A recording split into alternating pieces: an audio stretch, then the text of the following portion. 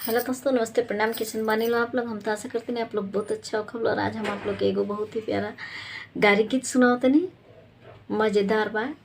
तो आप लोग के कैसन लगी कमेंट कर लो। अगर हमारे चैनल पे नया हो खबर लो तो प्लीज़ चैनल के सब्सक्राइब कर लो। वीडियो पसंद आई तो लाइक कर लो। आई लो गीत सुनी लो। बादल गरजे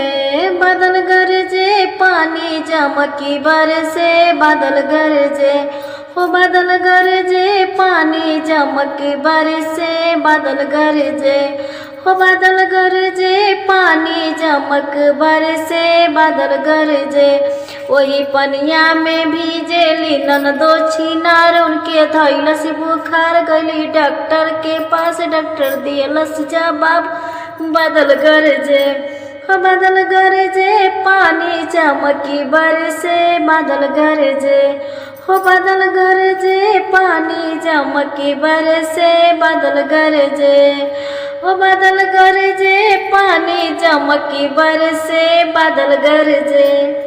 बाय।